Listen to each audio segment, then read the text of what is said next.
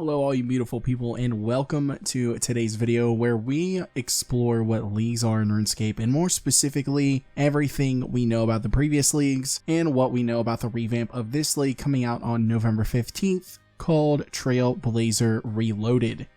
If you all plan on playing this league, let me know down in the comments below, and let me know what your favorite parts of the previous leagues have been, or what you are looking forward to the most. Before we get started, if you end up enjoying today's episode, think about supporting the channel by simply hitting that like button, subscribe button, or the bell notification. This really does help the channel immensely. So this league will be the fourth league Old School RuneScape has brought to the players over the past 4 years, and will last a total of 8 weeks once it starts. If you are new to RuneScape or haven't played in any of the previous leagues, allow me to explain what they are. Leagues are a seasonal variant of Old School RuneScape and first popped up in 2019. They have their own high scores list, and everyone plays as an Iron Man on the League Worlds. The points you accumulate through leagues allows you to purchase previous league rewards and current league rewards at the end of the season. The points accumulated through leagues also dictates a player's high scores and allows them to claim their trophy cup once the league is over. The league cups are tiered from bronze to dragon, with dragon being in the top 1% from the previous leagues. These rewards are typically cosmetic or graphical enhancements to things like teleporting or weapons. I have personally played all the previous leagues, and I've had a lot of fun playing in them. What makes the league so intriguing is that players have a limited access to Gillinor, but can progress their account at a much faster rate.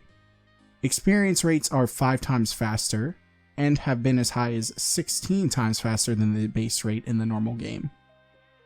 In the first league, Twisted League, players were locked to Kourend, as the Jagex team had just done a massive rework of Kourend and wanted players to explore all the added content that Kourend had to offer. In the second iteration, Trailblazer Leagues, players again were limited to the areas across Gillinor, except this time they could choose to unlock several regions the world had to offer instead of just being isolated on Kourend. It is important to note that Kourend was not an unlockable region during the original Trailblazer League, as the previous league had taken place on Kourend. Each player initially had Mistalin and Karamja unlocked, which are the same regions we will have unlocked in this upcoming league, Trailblazer Reloaded, as well. As players progressed their accounts and task lists, players were given the option to unlock 3 additional areas, which we will explore more later in the video.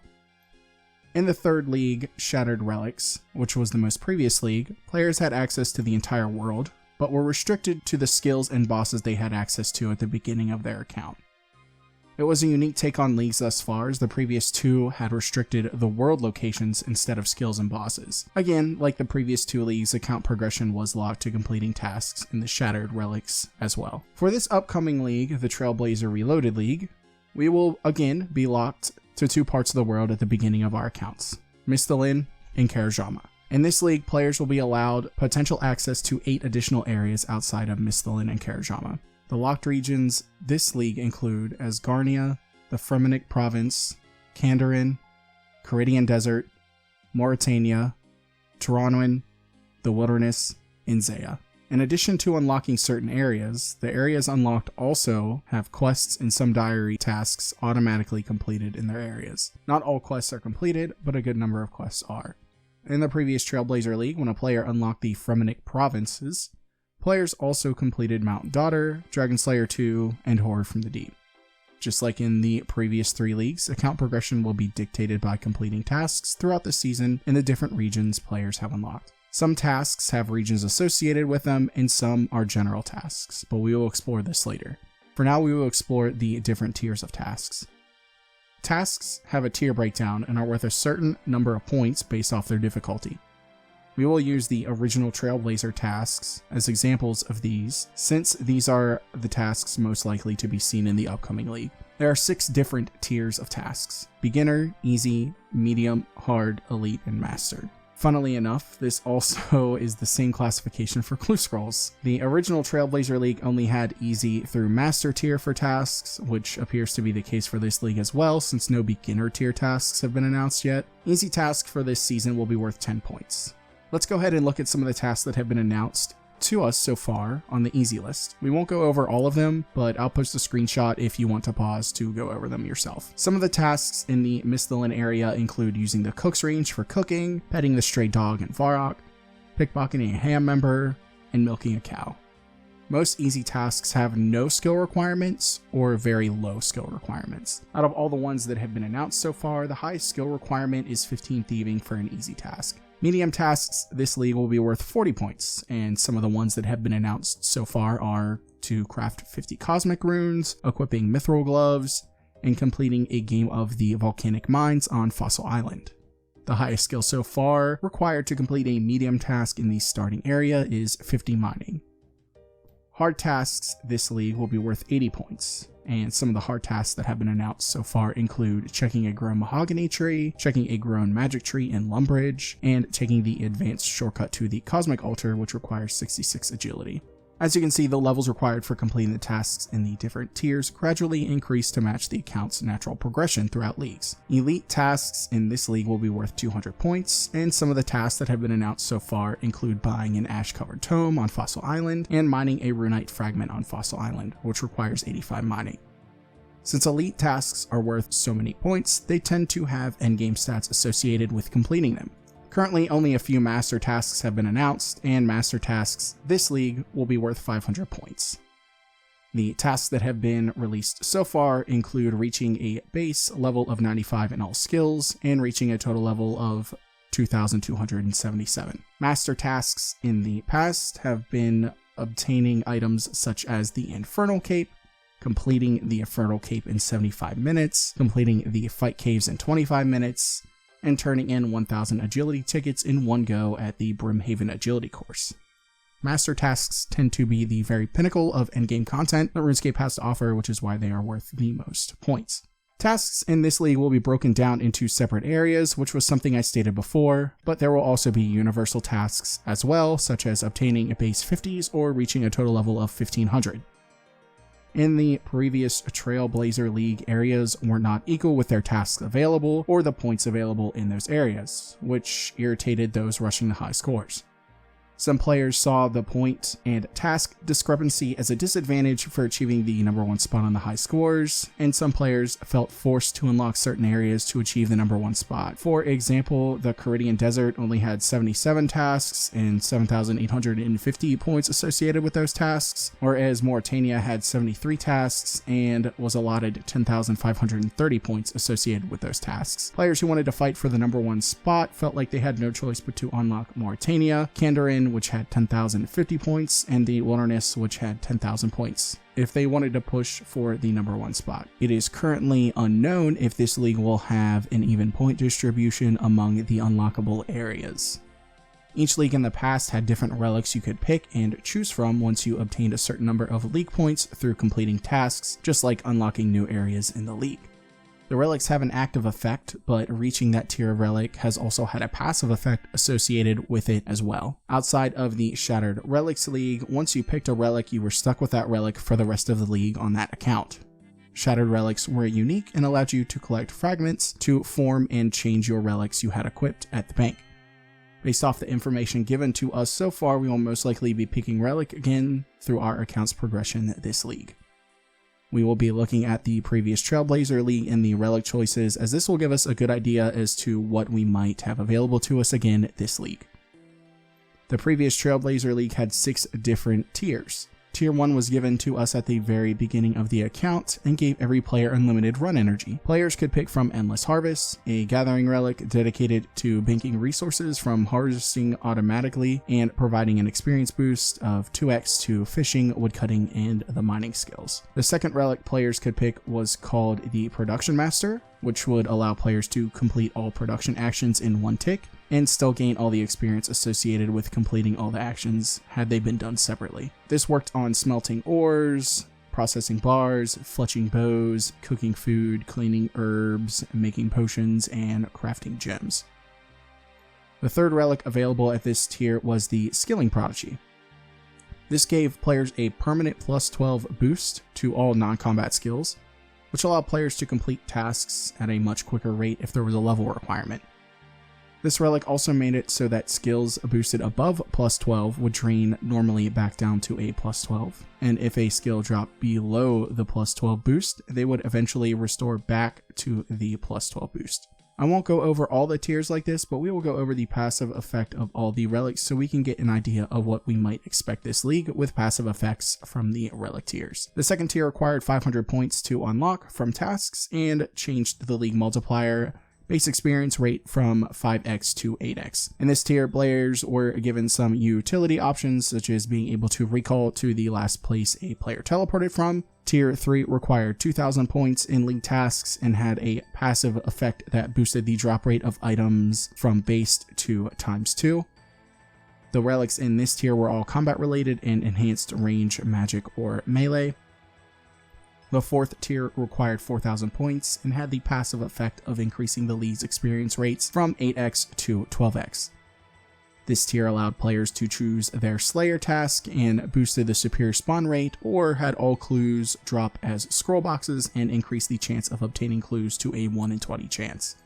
The fifth tier required 7,500 points and increased the rate of items from 2x to 3x.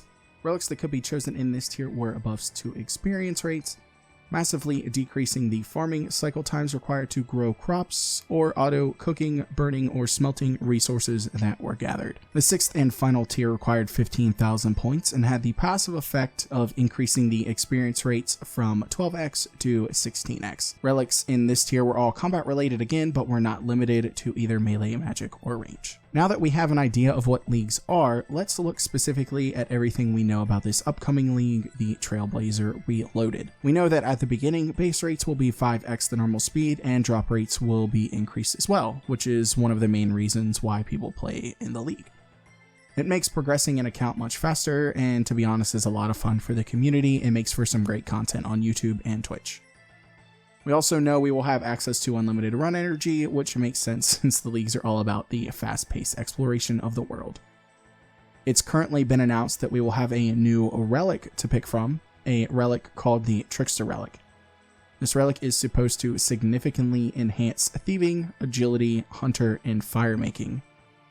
We know passive effects at each relic tier will be in this league, and the team has hinted at taking some of the passive effects further than they ever have before. I'm personally very interested to see what these effects will be, as I have really enjoyed the ones from the previous leagues. We know we will have access to various combat relics, which will allow us to enhance our attacks with precision, power, pace, and more. Something called the Undying Retribution will also be integrated in this league, something that will allow us to cheat death and devastate nearby foes.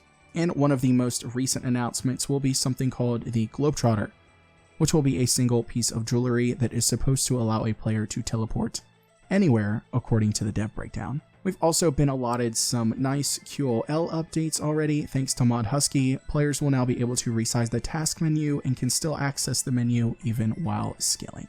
As far as some general rules to this league, players will only be able to access the areas they have unlocked through their progression. Players will only be able to respawn in areas that they have unlocked. Death's Office, player-owned homes, random events, and the Rune Essence mines will be accessible from all areas. Slayer tasks will be limited to creatures that players have access to in their areas, so we won't have to worry about getting tasks we can't complete in our area. Clue steps will also be limited to areas in which a player has unlocked, so again, we don't have to worry about not being able to complete clues. So get hunting, everyone. Everyone will also be playing as an Iron Man, like I previously stated. This means players will not be able to trade between each other, and Jagex has fixed the shop stocks to accommodate for this. Shop stocks will never decrease, so we don't have to worry about fighting for resources from shops. Each account will start with 3 herb lore, 10 agility, and 5 rune crafting. This will let players train those respected skills immediately without having to worry about unlocking the respected areas that normally unlock early training methods for those skills. Players will also be able to obtain a free Drayman staff from the League Tutor, which will allow players to access Xanaris. We know, just as in the previous Trailblazer League, certain areas players unlock will also come with quest completions and diary completions as well. For example, at the beginning of this leagues, all players will have Lost City and Druidic Ritual auto completed. Relics in this league will be slightly different. We will have 3 choices again at the beginning, and just like in the previous leagues, we will unlock more relic tiers as we progress through the season and complete tasks. However, in this season there will be 7 tiers instead of the 6 we've had in the previous leagues, and each relic will have a passive buff associated with them. The Trailblazer outfit this year will be an all-encompassing symbol of the rebirth itself, fire, which I think is going to be an awesome cosmetic reward. The outfit will have 3 different variations. For the other rewards, there will also be a banner associated with this league. The banner will be bright red, showcasing the letters RS, and there will be a nice flame at the bottom. The league trophy this year will have the flame lit at the dragon tier, and to be honest, I think it looks really stunning. There will also be a new teleport animation players will be able to purchase with league points. There will be a Din's Bulwark ornament kit, a Toxic Blowpipe ornament kit, and a Rejuvenation Pool ornament kit as well. These all look amazing in my opinion. There will also be an Alchemy animation, a Vengeance animation, and a Death/Respawn animation players will be able to purchase with league points, and I like that they're starting to incorporate some animations outside of teleporting with things that you can buy with league points. And that is everything we know about this year's league so far. I truly hope I helped explain what leagues are in RuneScape and provided some insight as to what we can expect in this upcoming league, Trailblazer Reloaded. I know I'll be pumping out videos twice a week during this league for the first time ever, and I am really excited for that content. Thank you all so much for watching, and if you have any questions, feel free to leave a comment and I will answer it. I just wanted to give a special shout out before we leave to the channel members, Father Duo, Rob K, and Tom. Thank you all so much, and for everyone else, have a great day, and I will see you in the next video.